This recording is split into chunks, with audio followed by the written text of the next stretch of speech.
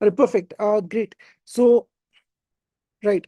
I hope everybody has attended the previous session as well. So this is the second session in this full stack development domain. And even if you did not attend the previous session, it's fine. We just talked about the basics, some basic terminology in the previous session, right? So in the previous session, we have talked about two things primarily. Number one, we have covered all the different terms associated with full stack, right? So what is development? What is web design? The difference between web design and web development, right? We talked about all of these fundamental terms. What is full stack? What are the technologies that we will cover? What are the tools we need? We have talked about some of these things in the previous one. And in this session, we are going to actually start with the development, right? So we have not written any code as such. We have not started developing anything as such. But in this one, we are going to do that, right? So we'll spend some time learning our very first technology, which is a part of this domain, which is going to be HTML. So again, let me quickly repeat the topics that we're going to cover or the technologies that we're going to cover. Then I'll show you the tool that we need to get started with so that everybody can install it. And then we can start. So there are 5, 6 different things that we'll cover. The first technology or the first language is going to be HTML, which is what we'll cover today. And in the next session, so we'll have 2 sessions on HTML. HTML stands for Hypertext Markup Language, and this is basically a technology that is used to add content on the page, right? So everything that we see on any website, be it a button, a heading, a paragraph, a form, an image, or video, any type of content on a web page is added with the help of HTML, right? So that is the first technology that we will cover. And this enables us to create web pages and allows us to add content to a web page. That's the first thing. Then once we have discussed HTML, we will move to CSS. CSS is going to be the second technology or the second language that we cover. CSS stands for Cascading Style Sheets. And this is going to be a language which allows us to style and arrange content on the page, right? So CSS allows us to take the content that we've added and, for example, make it bold, make it centered, make it, give it a background color, maybe a different image, add a background image, different fonts, change styles, all of that styling and arrangement. Like this should be a nav bar, this should be on the bottom right, this should be in a row. All of that arrangement is done with the help of CSS. So that's the second technology that we will cover. Again, we'll have 2 sessions on that. Once we cover CSS, we then move to JavaScript, right? JavaScript is the third technology or the third language that we'll cover. And JavaScript will be used to add front end functionality, right? Which is where we will cover React.js. So React.js, if you might know, is a JavaScript based front end framework. So React is going to enable us to create what is known as single page applications, right? So web apps like LinkedIn, Netflix, YouTube, all of these have been written in React.js. So we'll cover React.js so that we can also create engaging, dynamic front-end web applications. Once we cover React, that marks the end of our front-end discussion, right? So these 3 things, HTML, CSS, and JavaScript, are going to enable us to create front end of our web application. That's the first part. Once the front end is done, then we will move to the back end. So for the back end, we are going to cover Python as a programming language and Django as our framework. So Python is going to be the technology, the language, and Django is basically an architecture, which is a particular way of creating backend. So using Django, we can create REST-based APIs. We'll talk more about it later. But basically, an API stands for Application Programming Interface, which basically allows us to share data between front end and back end. So it acts as an intermediary between our front end and the database. Right. So we'll create REST API endpoints using Python and Django. That's going to be our backend stack. So this is going to be our stack, right? We are going to use React and Django as our frameworks for front end and backend. Then for the database, we will cover MongoDB, which is going to be our database. So there are a lot of different things to cover: HTML, CSS, JavaScript, React, Python, Django, MongoDB. These are going to be the major technologies that we will cover, over the span of the next few sessions. And the project that we're going to build, the broader project that we are looking at, is going to be the cloning, or it's going to be replicating an existing system or an existing website called Goodreads. Now, I did share the link in the previous session, so let me know in the chat if you were able to check it out. I remember sharing the link with you guys and telling you to look at with the project. So did you guys check that out? The project is called goodreads.com. It's an existing book review portal. So it's a place where you find book suggestions and book reviews.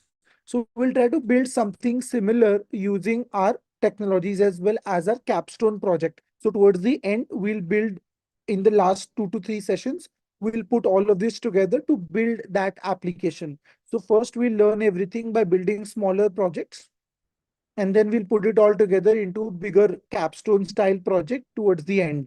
And that's going to be that we will discuss, right? So the stack that we are covering is going to be Python, Django, and for the backend, and JavaScript and React, HTML, CSS, JavaScript, and React for our front end. That's going to be our full stack. So that's the setup, right? Now, there are two tools that we're going to use. The first tool that we will cover is going to be the first tool that we need is going to be VS Code. That's Visual Studio Code, from where we'll write all the code. So VS Code is an IDE, which stands for an integrated development environment. Right? I'll quickly show you the download link as well. So if you don't have it, you can quickly go ahead and download it. Right? And then the second tool that we need is a web browser, which is going to be Google Chrome. So I'm going to use Google Chrome for the development. You can use any other web browser that you want. So the text editor or the IDE that we will need is VS Code, which is by Microsoft. So this is the official link, right? code.visualstudio.com. If you don't have it installed already, you can go here and install it. I've pasted the link in the chat. Okay, I've pasted the link in the chat. If you don't have it already, please go ahead and install it quickly. It's a very simple setup. You just have to install it, and then it'll ask you for choosing the theme and all of that. So you can set it up the way you want. There are a couple of extensions which I'll share with you in just a minute. Once you install this, then the second thing is Google Chrome. So again, this is going to be the web browser which I'm going to use. And again, here is the link, google.com/Chrome. So this is going to be the link for Chrome. Again, you can, go ahead and install it if you want, if you don't have it already. So again, I'll just put the link in the chat as well. So in case you don't have it, you can quickly install it. So the reason why I recommend Google Chrome is because the development tools that Google Chrome provides are really useful, right? So they are really better than all other browsers out there. And that is why I recommend we use Google Chrome. Okay, so these are the tools that we need, VS Code and Google Chrome. That's everything that we need to get started. All right, is everything clear so far? Just put a yes in the chat if you have understood everything so far, and you have, both VS Code and Chrome installed, and then we'll get started with our development.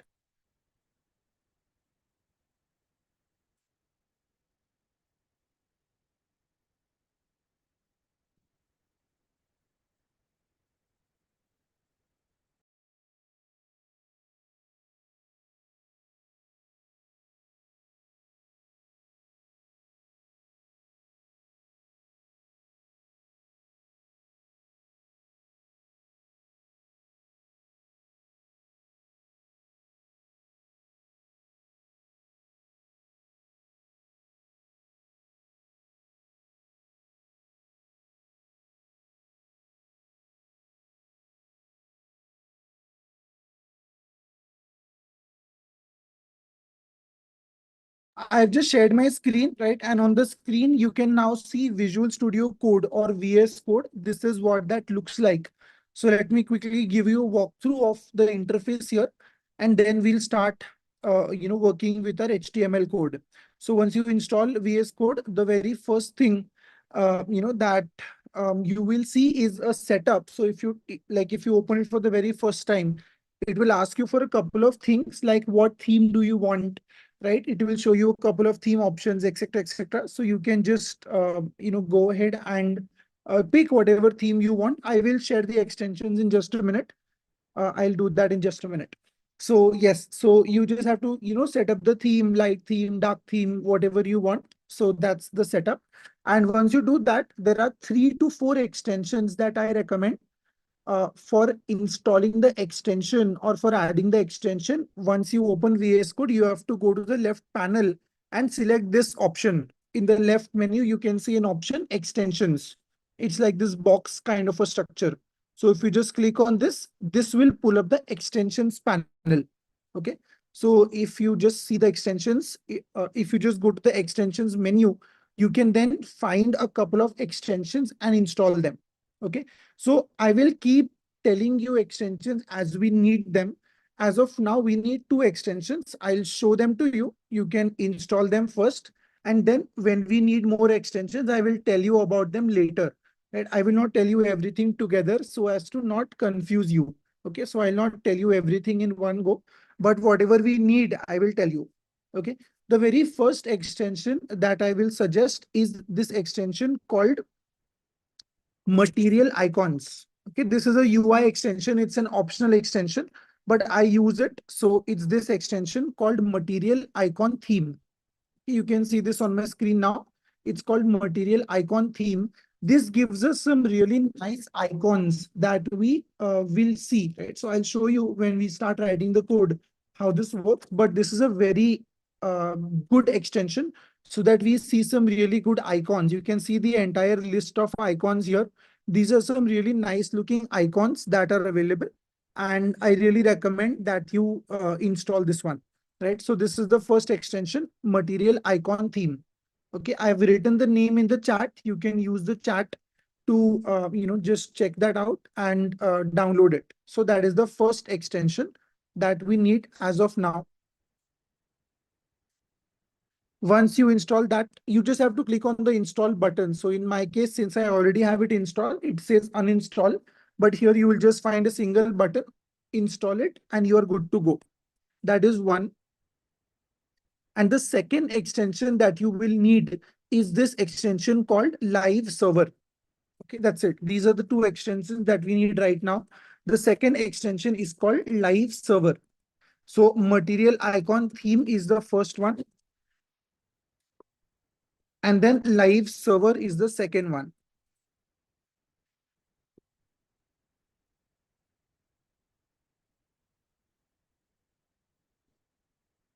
Okay, so I've just pasted both names in the chat in VS Code extensions. So you need 2 extensions. Live server is this one by Ritvik. Right? This is a very popular extension, as you can see. And this extension basically allows us to automatically refresh our HTML code in the browser whenever we make some change. Right? So we don't have to install it, like we don't have to reload the page so many times on our own. It will automatically be reloaded every time we make some changes. So it's a very important extension again. So please make sure you have it installed. Okay. So 2 extensions I have told you, right? First extension that we will install is going to be the material icon theme, and the second extension is live server. Now, some people in the chat are asking whether we will cover MERN stack. We will cover the React and MongoDB, which is a part of MERN stack. But for our backend, we will cover Python and Django. Okay, we will cover Python and Django. For people who are asking about the recording is already on. It is auto enabled. As soon as the session begins, the recording starts, and it will be available on YouTube live, right? So once the session is done, you can access it on YouTube. So the recording will be available immediately after the session is done on the Blackbuck YouTube channel. So you can just go to the Blackbuck Engineers YouTube channel, and over there you can find the recording as soon as the session is done. So as soon as the session will end, the recording will be available over there on YouTube. The session is running live currently on both channels, Zoom as well as YouTube. Right? So no matter where you are joining from, the recording will be available on YouTube. Okay. Again, I'm sending a list of both extensions in the chat. Please make sure you install them. Again, I will use them as well throughout the session today. So we will need both of them as well. Okay, so again, material icon theme for a UI bit. I'll show you what that looks like, and then live server, which is going to be really important for our HTML code. Okay, perfect. Now let us quickly understand what HTML is, what role does HTML play, and then we will actually discuss it in more detail. Okay, so the very first thing that we must know about HTML is that it is hypertext markup language, right? The full form of HTML is hypertext markup language. And what HTML does is it basically allows us to add content to a web page. So any content that we want to add, all the way from a text like a paragraph heading to a form, to a button, to a image, any content that we want to add on the page, on a web page, has to be added with HTML. There is no other way to do it because the web browser only understands HTML, CSS, and JavaScript. So whenever you want to tell the web browser that I want a heading here, I want a paragraph there, I want image here, that must be specified within HTML. That's the first language that we are going to cover, right? Two questions from the chat. I'll quickly take those. One is installation laptop or Android. So it is not possible to develop a website on a mobile phone. Please make sure that you have access to a laptop for this. You cannot write website code or web app code on a mobile phone. And it is not possible to code on a mobile phone, especially web development. It is not possible. So please make sure you have access to a laptop. Everything that I will show you is going to be basically on a laptop, right? So please make sure you have access to a laptop, number one. And the second question from the chat again is regarding installation. So you have to install VS Code and Google Chrome if you want to follow along with my session starting today. Okay, so today onwards, we are going to use these two tools. So if you want to follow along with me, you can quickly install this, or if you want to do it later on, that's also fine. You can install it later on as well. But these are the two tools that we will need for our front end. So we will need one more tool. I'll tell you about that later. But for HTML, CSS, and JavaScript, we are going to need VS Code and Google Chrome. So if you want to follow along with me in the class, you can install the tools right now. And if you want to look at the recordings and do it later, that is also up to you. Okay, but I will be using these two tools almost throughout the session. So yes, that's going to be the setup. Right now, the next thing that we have to understand once we are ready with our tools is HTML.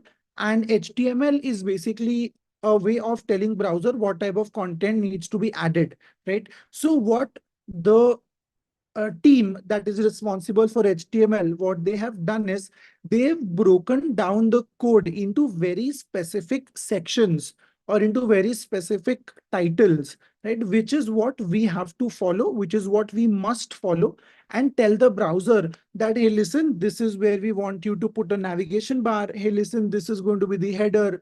This is where the footer will be. This will be a section. This will be a paragraph. So there are dedicated tags or elements that are specified in an HTML document, which is what we are about to create now. So we have to be very careful with the kind of content that we are adding, and we have to follow the structure exactly. Because if we don't follow the structure, then the browser will not be able to understand what we want it to do. Right? So think of it like you want to talk to somebody and you want to get something done, or you want to make them do something. So unless you communicate your instructions very clearly, it is not possible that the output will be the way you expect. Right? So that's exactly how this works. Now, what we are going to do is we are going to create our very first web page. For this, we have to go to File, click on the Open folder. Okay, this is a very important step. Most people will not tell you this. Most people will skip this step. But the reason I'm telling you this is because this helps us manage or control our code very properly. So we don't directly open a file. Okay, so there are two options in VS Code. You can either open a file or you can open a folder. In all professional development, in all real world development, you will always open folders. So if you take a beginner course, they will tell you to open a file, but we do not open files directly. We open a folder. Okay. So go to file option, click on open folder. Over here, you can create a new folder on your system. Okay. So I'll quickly do that. So I have a folder created where I will keep all the code, right, which is within this IIDT folder. So here I will say new folder and I will write HTML demo. This is the name of my folder that I've created on my system and I'm opening it up. Now, once I open a folder in VS Code, I get access to all the folder commands within VS Code. So if I just zoom in here to the folder panel, you can see once you open folder, you have access to create a new file directly within VS Code.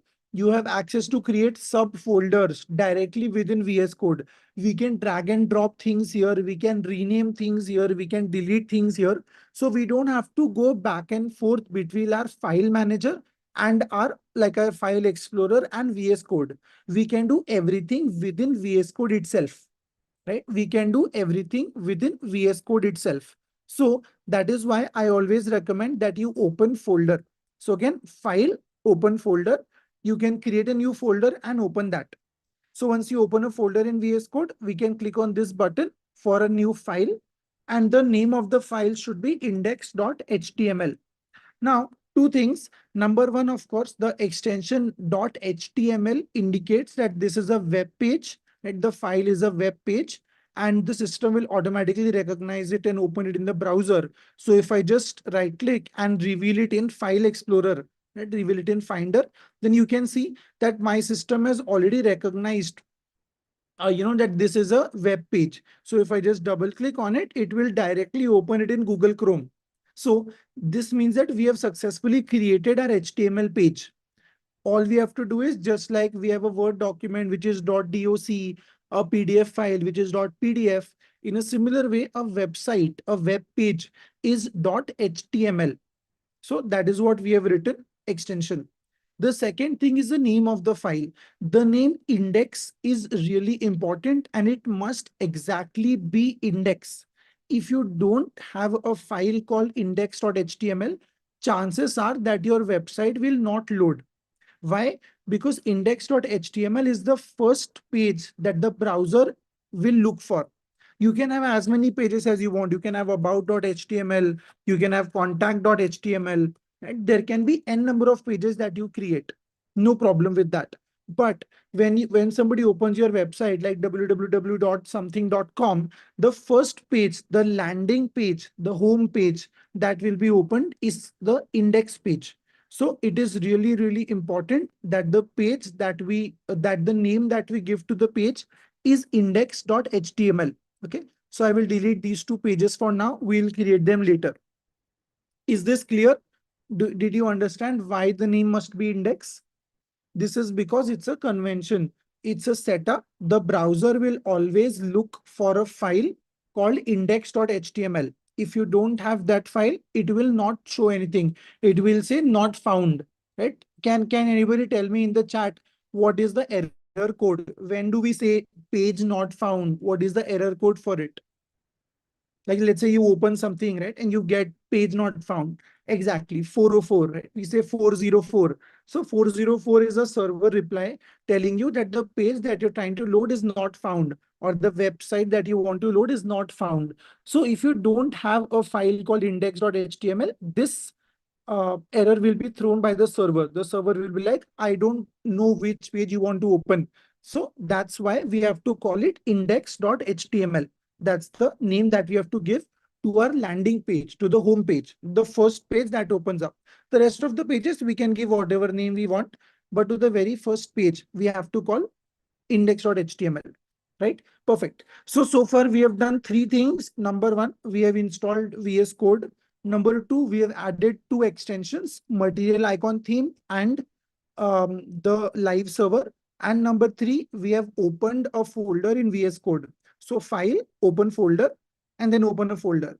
Then we have created a file called index.html. And this icon that you see, right, this 5 that you see in orange, this is basically the material icon for HTML. So the latest version of HTML is HTML5. which is why we see this 5 in the icon. This means that we are using the latest version of HTML, which is HTML5. Similarly, if we create a CSS file, styles.css, then this will be like a 3 icon, because the latest version of CSS in the industry is CSS 3. So that is why I told you to install material icon theme. If you don't install material icon theme, then these icons are not really nice. They don't look as good. So it's just a UI thing. You can install it if you like it, or if you can install any other UI extension also. But I really like this one, material icon theme. It's a very good looking thing. And when we create different type of files later on, you will see when we add more functionality to the application, different type of files have really nice icons. So different type of files like settings file will get a different icon, image will get a different icon, folder will get a different icon. So it's really nice and it looks good, right? So that's why we added that material icon theme extension. Okay, perfect. Now let us start with HTML. So I will delete CSS part also.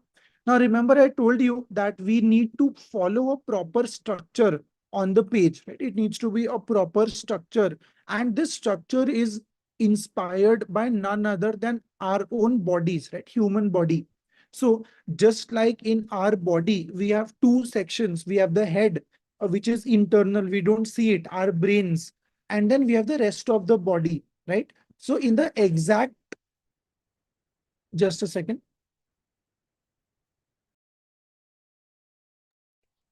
So in the exact same way, right. So in the exact same way in HTML also, our web page is divided into two parts. We have a head and a body, right? So the tag that HTML has looks like this: head and body. This is an HTML tag. Okay, this is an HTML tag. So whatever backend information we have, whatever we don't want the user to see, whatever we don't want the user to know about, all of that will be written inside the head.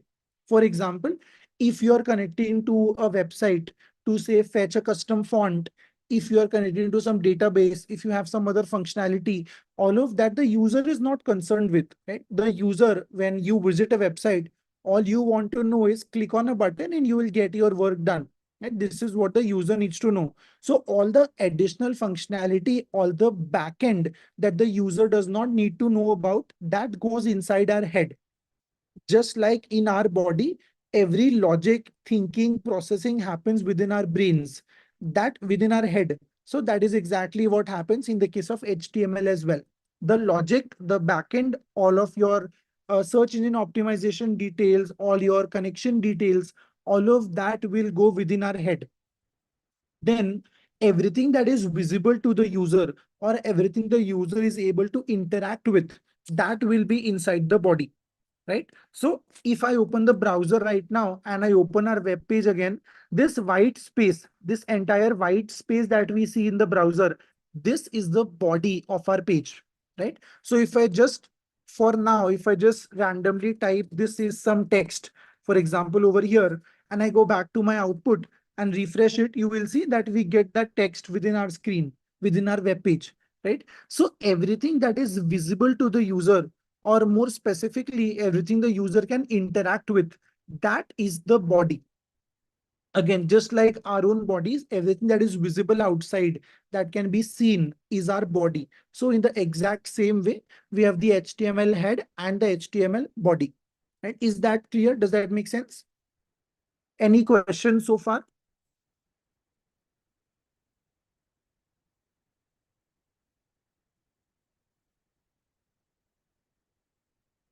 Okay, perfect. So this is the bare minimum structure that we have, but we have a couple of other things as well to make it a valid HTML document. And even though we have written so much code already, it is still not a valid structure. Okay. So the next tag that we need to make it a valid HTML document is the HTML tag. So again, we have the HTML opening tag and the HTML closing tag. It looks like this. So the entire HTML page should be nested or should be put inside this HTML container, or this HTML, we call it a wrapper, WRAPPER, right? Wrapper, which is to say that this is wrapping the entire page. Just like we have a chocolate wrapper, which wraps the chocolate. So in the same way, right, it is wrapping the entire page. So we call it the HTML wrapper. Now, the next thing that we have is something called a special tag, which is called a doc type. DOCTYPE, a doc type tag. So that's written in a special syntax. It looks like this, right? It looks like this. It's a special tag. And the significance or the purpose of this tag is to tell the browser that this is an HTML document which is written in HTML5. So the doc type tag does not just indicate that the page is HTML, but also mentions the version of HTML that is being used. It's really important. A lot of people are confused in this one. Doc type does not just tell the document type is HTML. It also indicates which version of HTML is being used. Right now, how do we know this? Well, if we just take a look at the doc type for previous versions, let me show you the doc type for HTML4, for example. Right? If you just check out the doc type for HTML4, it looks like this. So if you have to use HTML4 in your website, which we would not want to because it's not the latest, but still, if you are using HTML4, then your doc type will look like this. Okay, this is the doc type tag for HTML 4.01, like you can see. But fortunately, in HTML5, what they have done is they've made it like this. Very simple. You just have to say HTML. This means that you are using HTML5. All other previous versions of HTML, all the way from HTML1 to HTML4, have a different doc type. This doc type that I have written is HTML5. Right? So the doc type tag is a special tag which tells the browser which version of HTML is being used. Why do we need to specify the version? Because there are certain tags that are available in special versions only. For example, a lot of tags that we will discuss, especially when it comes to adding audio, video, or other tags, like header, footer. These tags are added in HTML5. They were not available in HTML4. So if you are using HTML4 doc type and you use those tags, the browser will not be able to understand those tags, right? So that is why it is important to specify the version of HTML, because the tags that we use differ in every version. So with every new version, some old tags are removed, some new better tags are added. So that's why we have to specify the version. Okay, so this is the bare minimum. Okay, this is the bare minimum HTML code that we have to write to make our web page a valid web page. Okay, the bare minimum. This much is required, absolutely needed. Then there is one additional tag which goes inside our header or head, which is the title tag. Okay. So again, this is a opening closing pair. We have opening title and closing title. Wherever we have some content to add, right, we have a pair, opening and closing. In some cases where we don't have content, we have a single tag. We will talk about that later. But for now, all tags that we are using are pairs, tag pairs, right? So the title, let me put it HTML demo. So can anybody guess or tell me where will this title show up? So I have added a title to our web page. The question for you is, where will this title show up?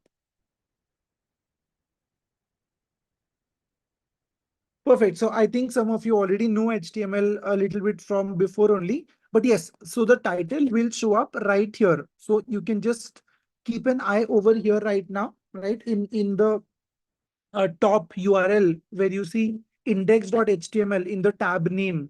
If I just refresh now, after adding the title, you can see that file name changes to HTML demo. Similarly, here you can see material icon theme. This was the page for that, right? That extension that I showed you. So this is where the title shows up. This is not something the user can change or interact with. It is only visible to them. That is why it goes in the head. The only part of the web page that is visible to the user in the head is the title and the icon. So this globe icon that you see here, we can change that also. We'll discuss it later. But this is called a fav icon. FAVICON, fav icon.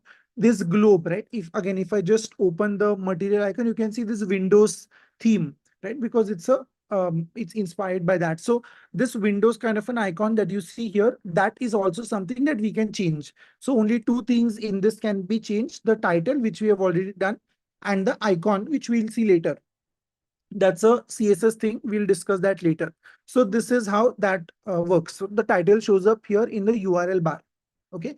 So this is the next tag that we have covered. So far, we have covered a couple of things, right? In addition to this, there are a couple of extra details that you can specify about the web page.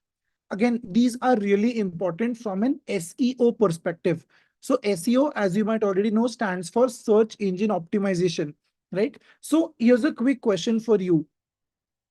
Um, how much do you think a user is willing to wait for a web page to load before they jump to another page? So in marketing terms, we call this bounce rate.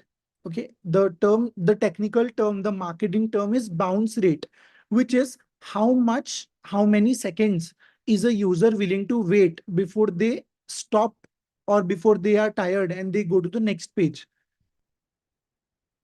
Okay, interesting. So somebody says 10 seconds, 5 seconds, 3 seconds. Yes, so you guys are more or less on point. The number is between 3 to 5 seconds somewhere, which means that our entire page, the entire web page should load in under 5 seconds or in under 3 seconds, best case, right? So imagine how efficient our code needs to be to make that happen. Right? We will work on this as well. We'll add a couple of SEO related things towards the end. I'll show you a few things which you can do to improve the loading time. Right? But yes, the number is between 3 to 5 seconds. So it's called bounce rate. How much is somebody willing to wait before they bounce off to another web page because your page is not loading. So the figure is between 3 to 5 seconds, right? Now, there are a couple of additional things that we can specify. For example, the language. So we can specify the language like this. Which language is the code written in, or which language is your website written in? Now, if you have, let's say, Hindi or any other language, you can definitely specify that language as well, right? You can also specify dialects like this. For example, ENIN is English India. You can say EN US, right? Or EN UK, whatever it is, or EN in general. So this is how you can specify the language. If it's written in Arabic, there's a different code for it. If it's written in Hindi, there's a different code for it. So you can find these codes on the documentation, in the documentation. But for now, I'll stick to English because we are going to write it in English, and I'll make it English India. So that's EN for English, IN for the Indian English, basically the slang or the local version of it, right? The dialect. Then the next thing that we can add about a page is going to be its something called a meta tag. Okay, so the tag is called meta, and this is again a self-closing tag. So it looks like this. Okay, there are two different types of tags in HTML. We have a tag pair, an opening closing tag pair, which looks like this. So here we have opening title and closing title, and the content goes between them. Then there are certain other tags like these ones, which are called single tags or self-closing tags. So meta tag is a very important tag, which we will see, we'll see being used a lot also. It can specify different type of attributes or different type of values about the page. So for example, again, HTML is the tag, and then lang here is an attribute. An attribute is something that provides more information about a tag, right? Similarly, over here, we have meta character set. So again, meta is our tag and character set is our attribute. So attribute provides more information about a tag. For example, when we add an image, we have to tell the browser where should the image be coming from. Or when we add a link, we have to tell the browser where should the user be taken if they click on the link, right? So all those additional details are specified in attributes. Now, the character set is UTF-8. So this UTF stands for Universal Text Format or Uniform Text Format, and the version is 8, which means it is 8 byte. So effectively, this means that our web page will support all English characters, all standard English characters. That includes uppercase letters, lowercase letters, numbers, and special symbols. So when we say that our character set is UTF-8, we are effectively telling the browser that our web page is going to contain all kinds of English characters, right? All kinds of uniform text format or universal text format characters. Okay. This is the first meta. Then there is another meta tag, which is called viewport. Now, I'll talk to you more about this later on, but this meta tag is going to help us with responsiveness, which is the web page should behave differently, right? The web page should look different on a mobile phone. The menu should shrink to that hamburger style menu. The content should rearrange to fit a mobile phone size or a laptop size or a tablet size or a TV size, depending on what device the website is being opened on. So there is a special tag which helps the browser detect which kind of device is the website being opened on. So that is the meta viewport. Yes, we will get to the heading tags and all. They are all inside the body. I just want to finish off with the head part first, and then we'll go to the body.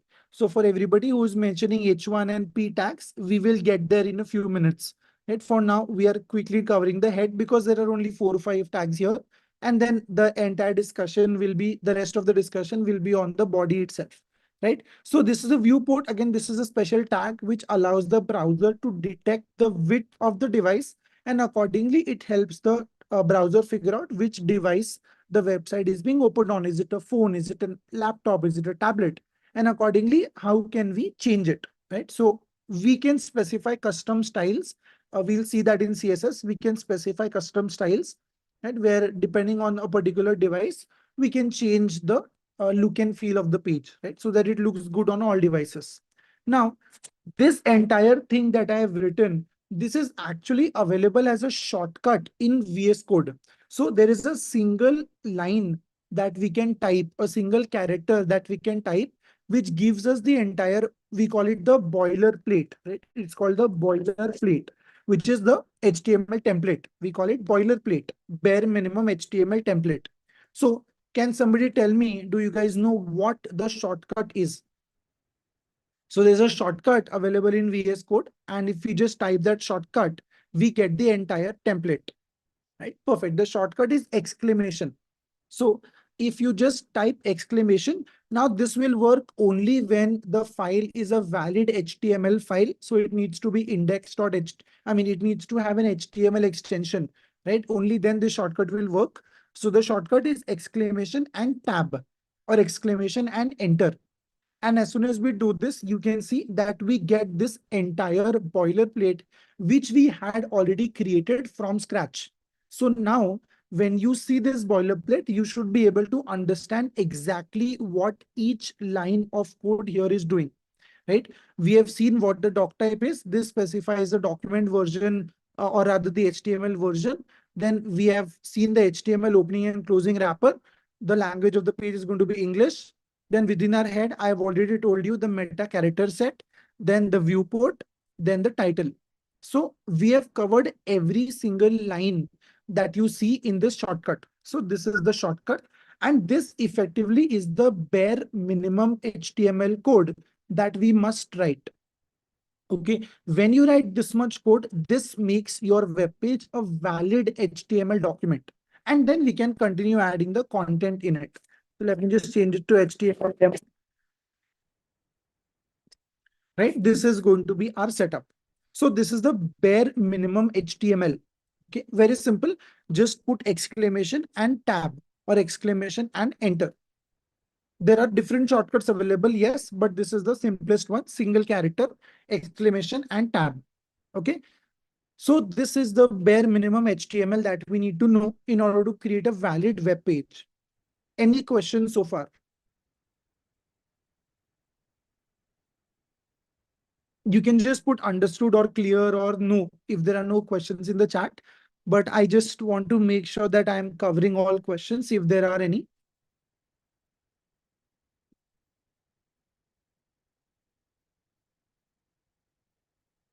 How to see the output? Yes, we'll get to that in just a minute. So far, we have not added anything to see.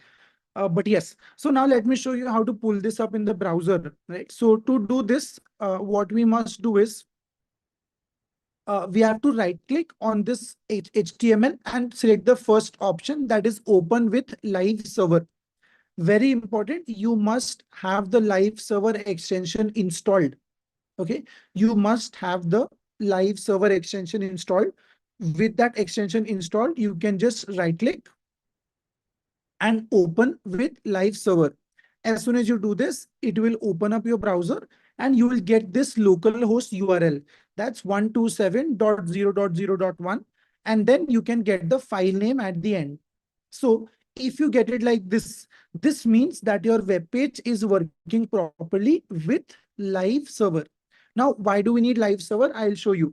As soon as I write anything, for example, say this is some text and I save it here, it will automatically reload in the browser, as you can see.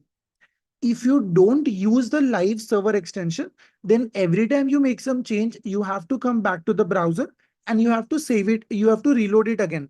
So whenever you write some code, you have to save it first.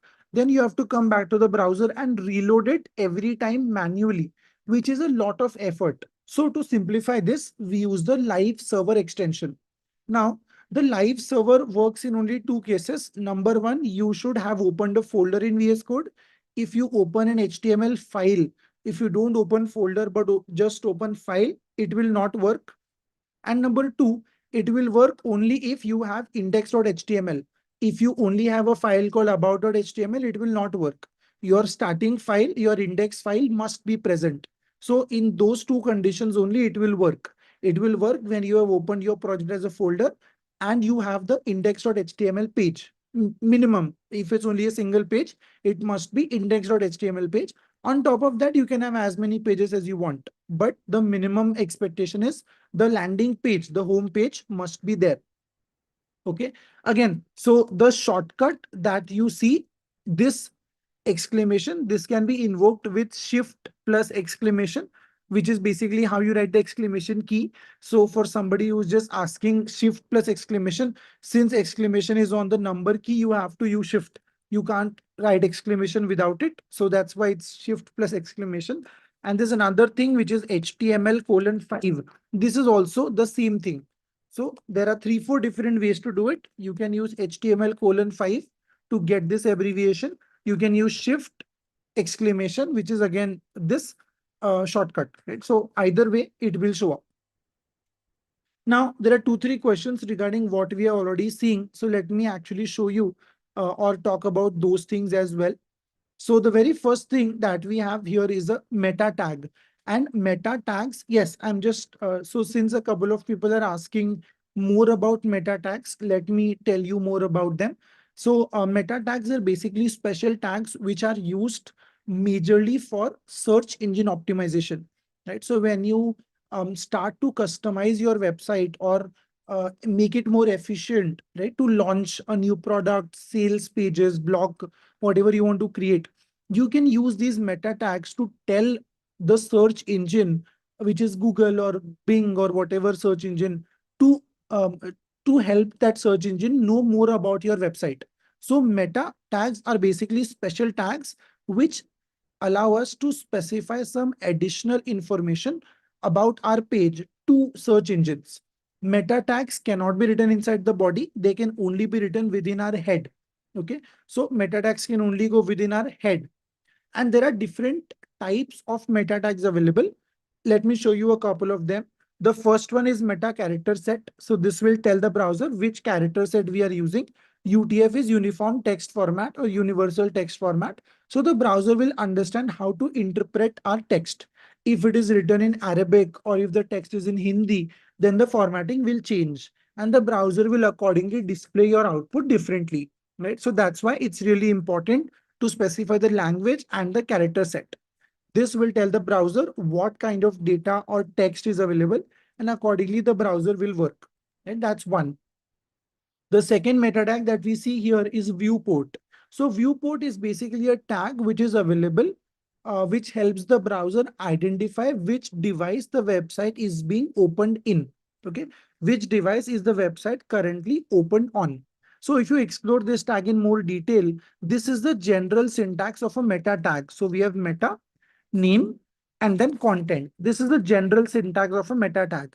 Here, the name is viewport. Viewport is the device that the screen is opened on, that the website is opened on, the screen size, right? So it could be a smartphone, which would make it a viewport is a mobile. It could be a tablet. So viewport will then be the tablet height and width. It could be a laptop. So the viewport would then become the laptop's height and width. So if you see the content here, we are specifying two things. Number one, we are saying width equal to device width. Now, this is how the browser is detecting the width of the device. So the responsiveness, we will get to this later when we discuss CSS. I'll tell you more about it. But the responsiveness behavior or the responsive behavior of our website, which is, let us say that you have a WhatsApp chatbot that should only be shown on the phone. So only if the user opens a website on the phone, the WhatsApp chatbot should show up. On the tablet and laptop, you don't want that chatbot to show up. So all these custom things that are specific to device will be done with the help of this viewport. So this tells the browser which device is it, which device is opening the website. And then initial scale basically means how much should the default zoom level be when the website is opened on that device. So for some devices, if you want the zoom to be more or less, you can change that. So initial scale can be set to 2.0, for example. So this would mean that the initial size of the content that shows up is zoomed twice, 2x, as opposed to the standard zoom. So that is initial scale. It means how much do you want to grow, like zoom in or zoom out on your content. Again, this is optional. We typically don't change it, right? We typically just keep it to 1.0, but you can change it to 0.5 to zoom out. So 0.5 zoom, just like we have on our phone camera. If you go to 0.5, it zooms out. If you go to 2x, it zooms in. So in the same way, we can specify those numbers here to zoom out or zoom in. If you go less than 1, it would mean zooming out. And if you go more than 1, it would mean zooming in, right? So that's the setup that we have with our viewport. Then there are a couple of other meta tags as well.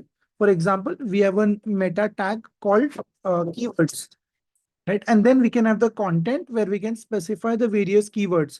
For example, HTML, CSS, web development. These are the keywords that are used by search engines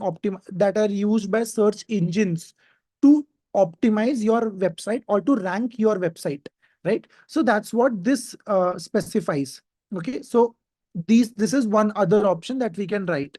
Similarly, we can write meta name equal to title, and then the content can change to whatever we want. So here, for example, we say web development sessions, for example. So this title is what the Google search results will pick. So for example, if I just search for HTML on Google and you see this, right? HTML tutorial dash W3 schools, or you see this HTML for beginners, the easy way, start learning HTML. This is written in meta title. Okay, so that's what the meta title will do. It will tell the search engine that this text should be shown when your search engine shows up or when the search results show up. So just like this, we can specify this part in description. So here we have another meta tag available, meta name equal to description. And then we can write the content, whatever description we want, right? So that some content here, and this will show up under that title here. This learn how to code HTML, CSS for free, right? So this is what will show up in the description. So these are some additional meta tags that we specify for our search engine optimization purposes when we are looking at optimizing our search engine. Okay, so that's the setup. Okay, so again, these are a few meta tags. There are a few more which we will not go into. That's outside our curriculum. But yes, you can look at the documentation for more. These guidelines are actually provided by search engines themselves, right? For example, Google provides us guidelines on which meta tags to use because they will read the code from there. So similarly, Bing will give you guidelines and other search engines will give you their own guidelines, but most engines tend to follow Google's guidance because it is the most popular overall, right? So these were some additional meta tags. I hope that is clear now. And I hope the entire code written on the screen is clear now, right? Now, with that, let us move to the next part, which is our body.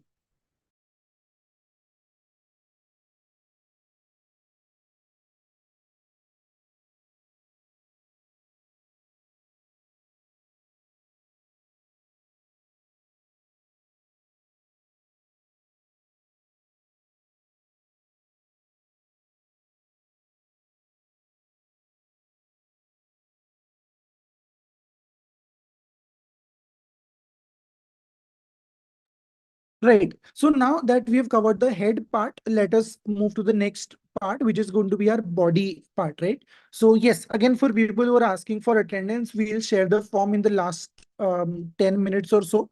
The session is from 5 to 7, right? So we'll share the feedback form after 6:45, 6:50, towards the end, right? But yes, so coming back to our body part, what we can now work with is the content itself. So in today's session, let's stick to the bare minimum that we need to know about the body, and then we'll explore the other tags over the next couple of sessions, right? Again, to run this code, we can just right click and open with live server, and it will show up in the browser. For now, there is nothing in the body. Our title is document, which shows up.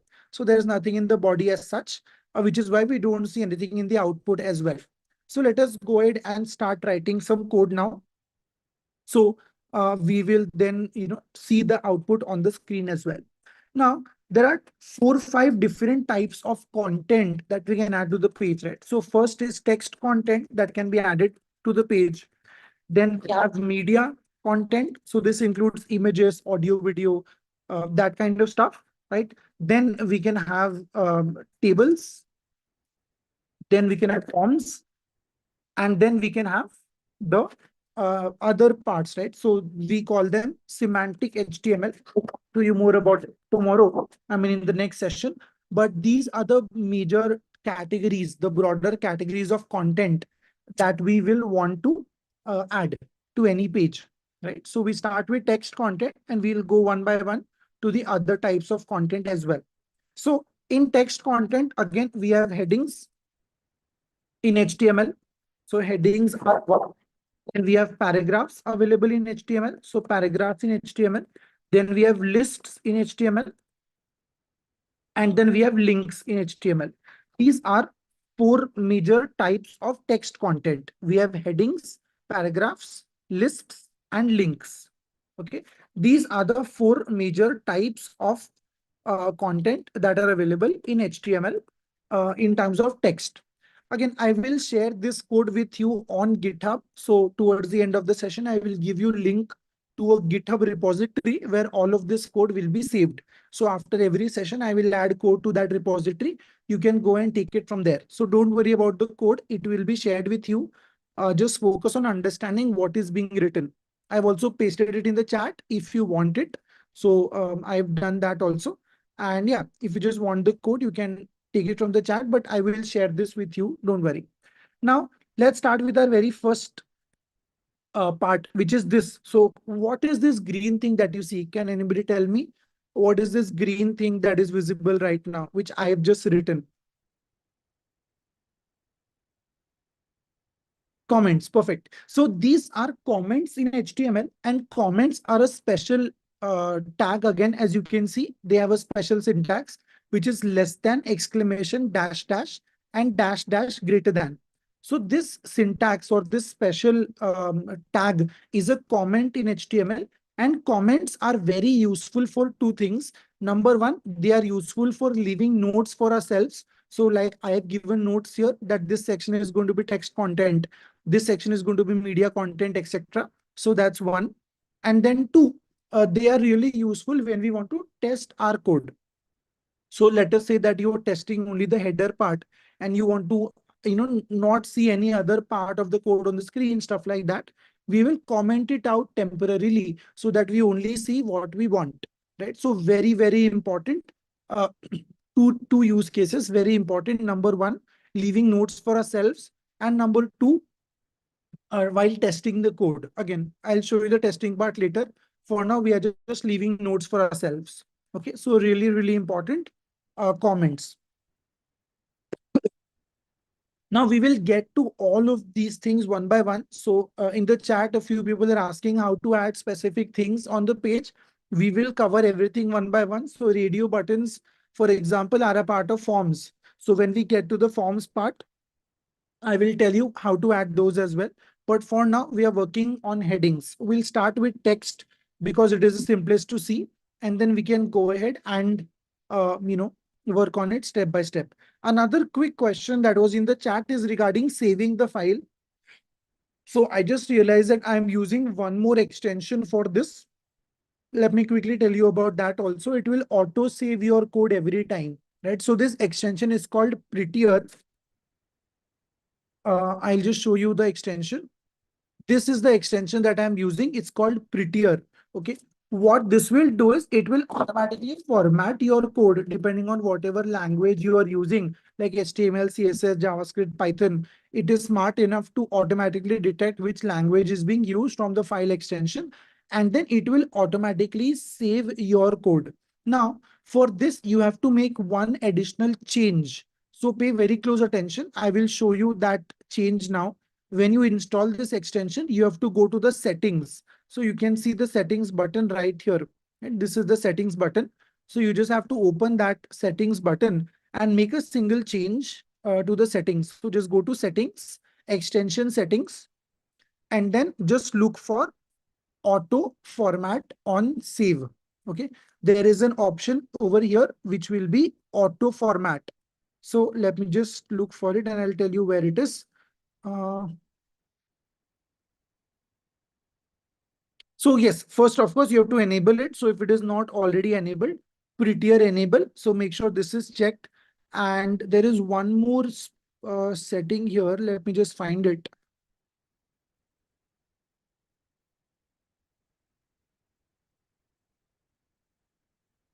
Okay, I think I'll just type it here. This is auto format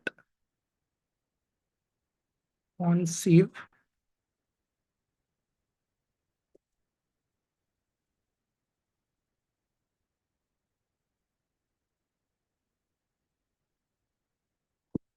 Let me just show you that setting. Yes, here, format on save. Right? So you can just search for this setting directly over here, format on save, and just check it or enable it. So this will enable the auto save. So I am currently using auto save, which means like whenever I type any character, it is automatically saved. So I don't have to worry about saving files manually. It is automatically taken care of, right? So the extension is Prettier. Once you install that Prettier extension, you have to enable two settings. Number one, Prettier enable, and number two, format on save. So that would mean whenever you save the file, it will basically automatically format your file. So Control S or Command S to save, it will format it. And again, the browser will automatically reload because we are using live server.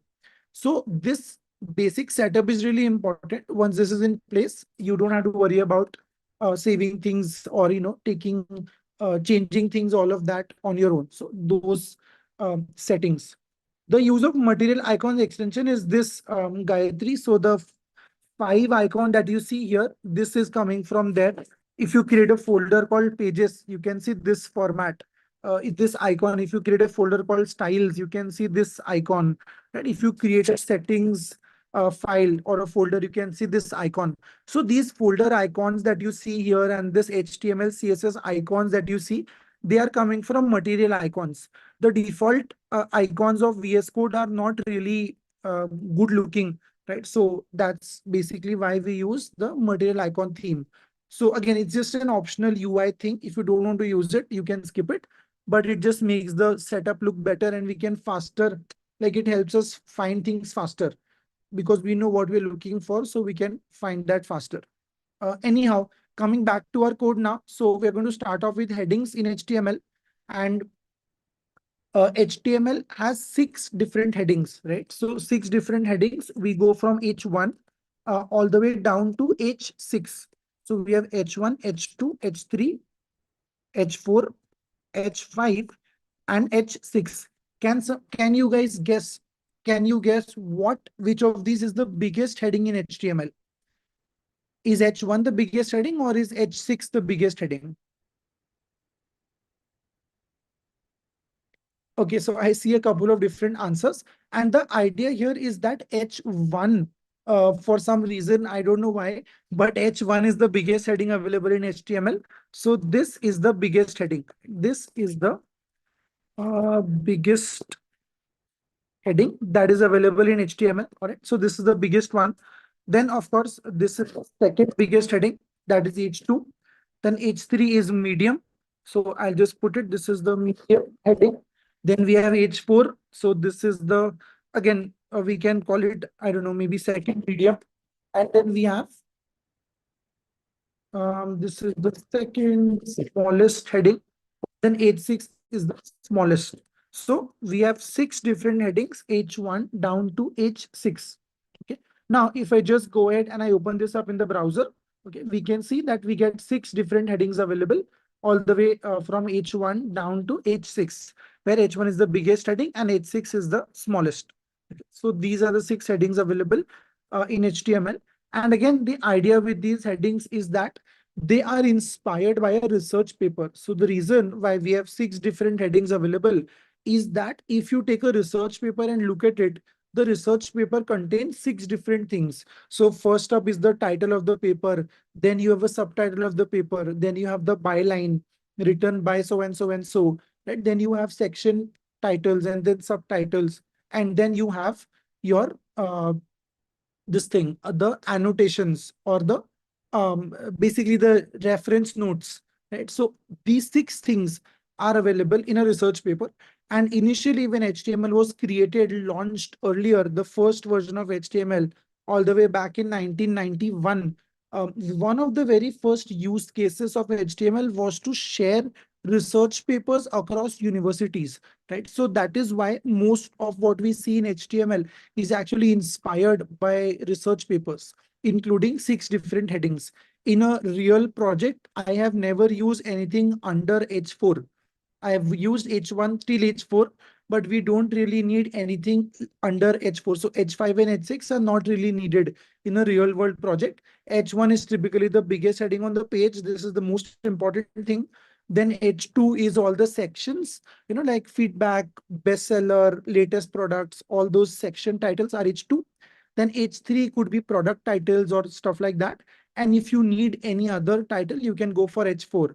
Otherwise, H1 to H3 will suffice. And in more complicated projects or more content heavy projects, H4 will suffice. You will typically never need to use H4 and H5. Right? But again, these are the six different headings that are available. The other question in the chat is regarding case sensitivity. HTML is not case sensitive, which means I could just write everything in caps and it will still work. I can say H1 and this is heading and it will work fine, no problem at all. Okay, this is the exact same thing. So HTML in itself is not case sensitive. It is case insensitive, which means doesn't really matter if you use uppercase or lowercase, it is all the same. However, lowercase looks better, visually looks better. So that is why it is recommended to use lowercase. But again, even if you use uppercase, it doesn't really matter. Okay, so that's the first thing. We have to type it, Monica. So for comments, the shortcut is control slash. Control and slash on Windows, command and slash on a Mac. So control slash will toggle the comment. So control slash to create it. And then again, control slash to uh, basically hide it. So if you want to hide a line of code, just click anywhere on it. Control slash to add the comment. And then control slash again to remove the comment. You can also type it manually. If you type it like this, it will automatically also show up. So either way, it will work, right? That's one. And HTML is platform dependent, independent actually, because it opens in a browser. So all platforms that support a web browser can open HTML. If you copy this HTML file to your mobile phone right now, it will open in your phone also. If you copy this on a laptop also, like on a tablet also, it will open there also. So as long as you have a web browser, the HTML code will open up. Doesn't really matter which platform you're opening it on, right? So that's the idea. Okay, so for prettier enable, you have to go to settings, extension settings, and then just scroll down till you see this prettier enable. It's in the extension settings. So settings, extension settings, and then prettier enable. Right? Settings, extension settings, scroll down till you reach prettier enable. This is where you can find it, right? Perfect. So this is the first bit where we have the headings in HTML. Then we have paragraph, which is the second piece of content. Very simple. It's a p tag. So very simple, very obvious, right? P tag. And here we just type some content. Say this is a paragraph. And yeah, we can just add that in, and this will show up as a paragraph on the page. It looks like this, right? And again, so there are two, three comments. I just really want to address this really quickly. The comments are telling me to, so one comment says keep the basics, and other comments are saying teach the basics faster. I am trying to do that. I can't skip, first of all, because not everybody here knows HTML already. So I have to be considerate for everybody attending, number one.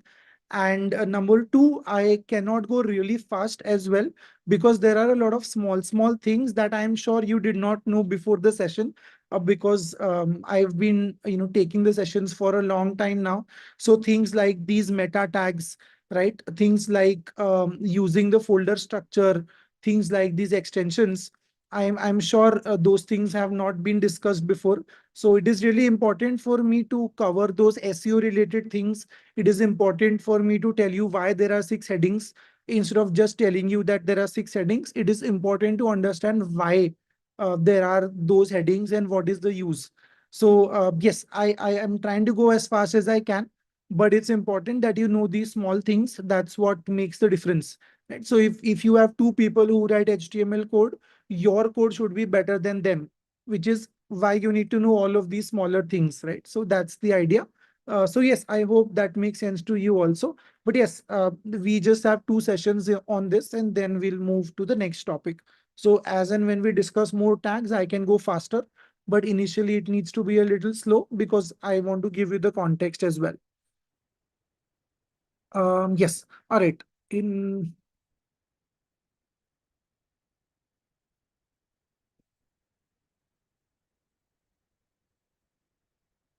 Yes. So again, I will cover all these tags when it is the right time. I will not randomly jump around, tags based on the comments here. But yes, having said that, don't worry, we will cover all tags that you need to know. That is for sure. So I think we just have 5 more minutes before I hand it over to the team. They will then uh, you know, take you through the LMS creation and all of that. So I'll hand over it to them, but I just want to cover the paragraph part quickly, then we'll continue, right? So again, all your questions will be answered, don't worry. But I'm trying to go the best in the best flow that I possibly can. But yes, so coming to the paragraphs now, there is one more thing that you need to know here, which is how to create dummy content, right? How to create dummy content, because this content is, so if you work on a real world project, you have to understand that the actual content that we get from the client will come at the last minute. So we need to be able to create filler content, right? Which is, there's a shortcut available called lorem, LOREM, right? So if you just explore the lorem shortcut, or just type lorem, LOREM, just like exclamation and tab. If you just put lorem tab, you will get the text. Okay, so this is dummy content worth one paragraph. And if you just open it on the screen also, it will, let me just zoom out. So this is the actual zoom level, and it shows up like that. If I just zoom in, it will then span multiple lines, right? There is also a separate lorem ipsum extension available if you want to, right? So if you want more tags, you can specify a number like this. So this will give you 10 words. If you just type 100, this will give you 100 words. So all of these shortcuts are available, but again, I will skip those. Just lorem will give you some dummy content. So if you type some number after it, you will get those many words. So if you type lorem 100, you will get 100 words. Okay. Now, this is the paragraph that shows up on the screen. And there are a couple of extra tags that we can use when working with text. So one of those tags could be, let's say you want to move some text to the next line, for example, right? So let's say after this dot for AUT, we want to move to the next line. So if I just add the line here, add some space here, and I check on the output, it will not really matter. Why? Because there is a term called white space sensitivity. Okay, there is a term called white space sensitivity, which is the dependence of a language, or which is how a language treats white spaces. So Python, if you might know, is white space sensitive, which is that if you have some difference in spacing, it will give you error. It will say this space is unexpected, not needed, add space, etc. So that is white space sensitivity.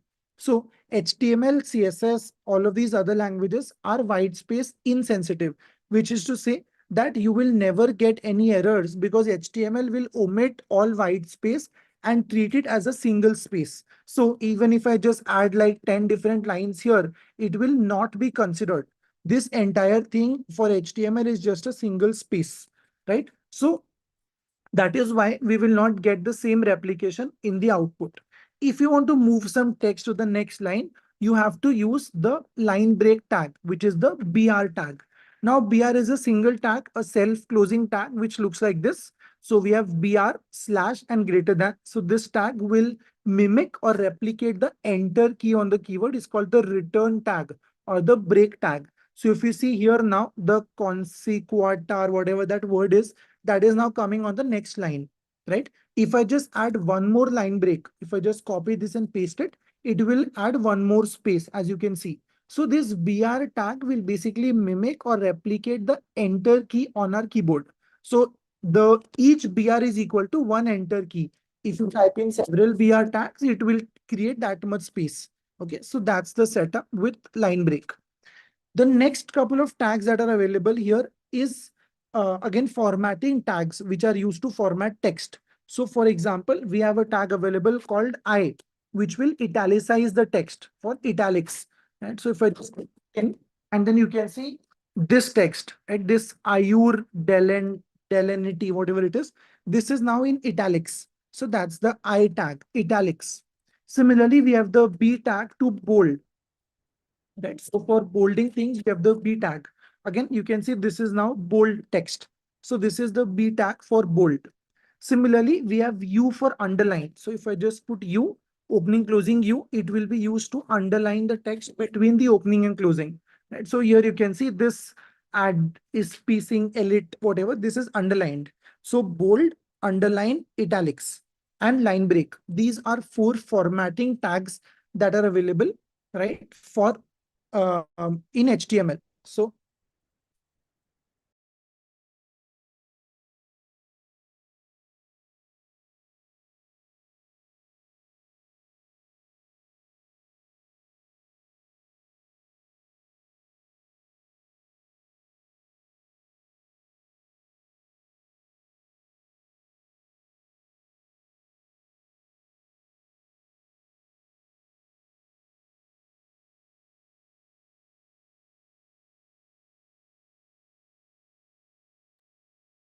right. So these are the four formatting tags that are available in HTML, which is what we are looking for, which is what we were looking at. So that's your formatting setup, right? Okay. And yes, so I think that is it in terms of what I wanted to cover in terms of the content for today. Let me just take questions from the chat. So you can just put in whatever doubts or questions you guys have in the chat. And then I'll hand it over to the team. So they'll walk you through the LMS account creation and all of that. But before that, if you have any doubts or questions, please let me know. And I'll quickly help you out with those. So here is, I'll just share this on the screen temporarily. And yes, so open for questions now. How to open the same file in another laptop? You just copy the file and open it, right? So that's the simplest way to do it. You can use VS Code on the other